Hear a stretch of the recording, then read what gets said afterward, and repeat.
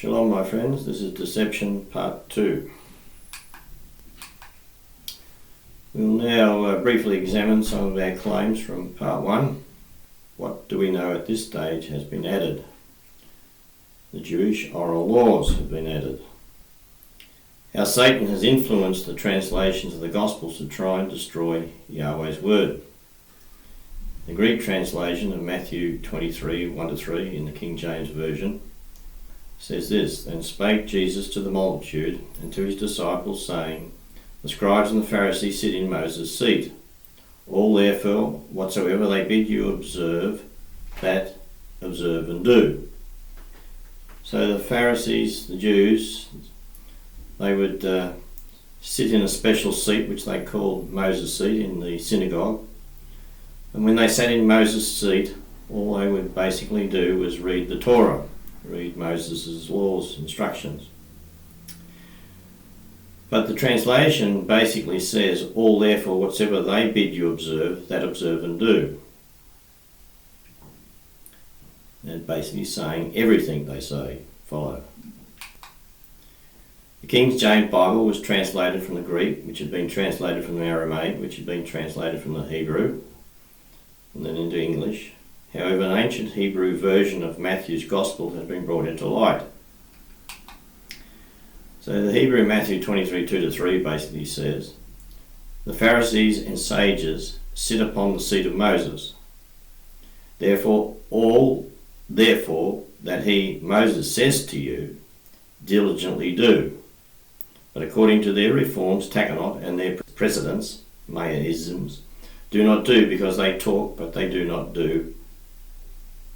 So there it clearly says, when they sit in Moses' seat, therefore what Moses basically is saying when they sit in that seat, diligently do. But according to their reforms or oral law, takanot, Mayaisms, do not do. The Greek Matthew, all therefore whatsoever they, scribes and the Pharisees, bid you observe, that observe and do. So the Greek Matthew basically saying everything that the Pharisees say, the scribes and the Pharisees, you must do. But the Hebrew Matthew, therefore that he, Moses, says to you, diligently do. What Moses says, what the Torah says, do. Not necessarily everything that the scribes and the Pharisees say to do. The Jewish rabbinical oral law, the Talmud and the Midrash, created by man, not Yahweh, added approximately 1,600 extra laws. And some of the laws are actually ridiculous. Like the Jews, you go to a hotel lift, they're not allowed to push the buttons on the Sabbath day because it's doing work. You're not allowed to tear toilet paper because that's considered work. So they have some ridiculous laws. Yeshua rebuked them in many places and personally went to great lengths to break them openly. Matthew 15, 6-9 in the HRB, the Hebraic Roots Bible. And in no way he honours his father or his mother, and you annulled the commandment of Yahweh on account of your tradition, oral law.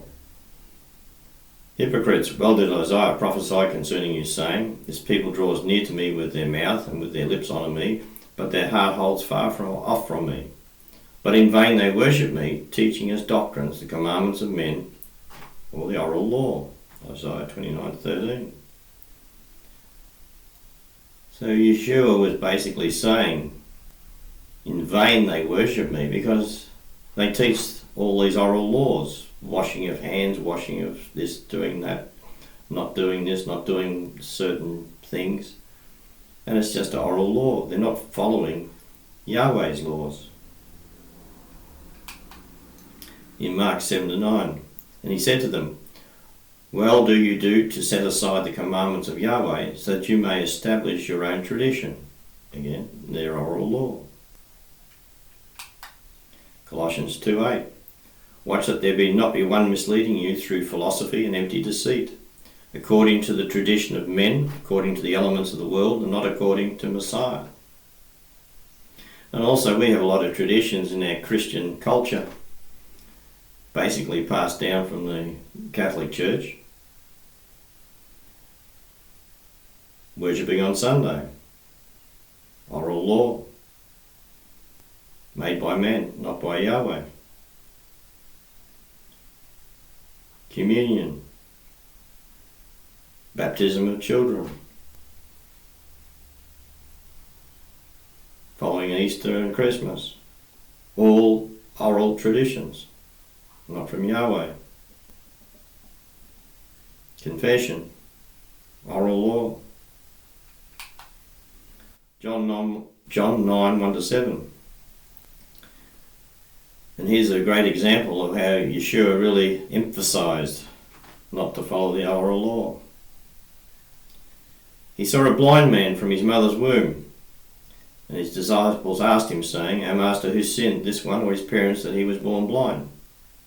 Yeshua answered, "Neither this one nor his parents sinned, but that the works of Yahweh might be revealed in him. It is necessary for me to work the works of him who sent me, while it is day. Night comes when no one is able to work. While I am in the world, I am the light of the world." And when he said these things, he spat upon the ground, mixed clay with his saliva, and he rubbed it upon the eyes of that blind man. And he said to him, "Go, purify yourself in the baptismal of Siloam," which translated is sent. Then he went and washed and came seeing. So here we see Yeshua break a number of their oral laws. And plus, it was prophesied when the Messiah would come, he would heal the man born blind. So here he does the sign of the Messiah by healing the man born blind, which the Pharisees tend to not see, they're blind. So he spits upon the ground and mixes clay. This is manufacturing clay. This is work, according to the Jews, and was forbidden to do. And with his saliva, so he's making a beauty treatment with the saliva, again, breaking oral law. And he rubbed it upon the eyes of that blind man. Rubbing it upon the eyes of the blind man was breaking the oral law. And he said to him, "Go," because he was healing him. They weren't allowed to heal on the Sabbath. And he said to him, "Go, purify yourself in the baptism of Siloam." So he's telling him to walk. The pool of Siloam was about 20 minutes away from the temple. So he was walking a long distance, which again was forbidden by their oral law. And he went and washed and came back seeing. So he performed this miracle that proved that he was the Messiah. But at the same time, he broke quite a number there of their oral laws, which really upset them so much so that they didn't realise that he'd healed the man born blind and did the work of the Messiah. John 9:14. And it was a Sabbath when Yeshua made the clay and opened his eyes, breaking their oral law. 5 oral laws Yeshua broke: spitting, applying spittle to the eyes, manufacturing mud, walking a certain distance, and healing on the Sabbath. So Satan has greatly deceived us, greatly deceived the Jews, the Christians, because he wants to rob us of many blessings that are there for us to have. So I hope you've learned something. I did. I'm now looking not at the oral laws, men's traditions, men's laws. I'm looking at the Torah. What does Yahweh want us to do? What are his laws, his instructions, his commands, not men's? So we've been deceived into obeying a lot of men's traditions, oral laws, commandments, which tie us down, enslave us. But Yahweh came to set us free, because his laws, his instructions are not burdensome. They're not hard to keep. Amen. Yahweh bless you and keep you. Yahweh make his face shine upon you and be gracious to you.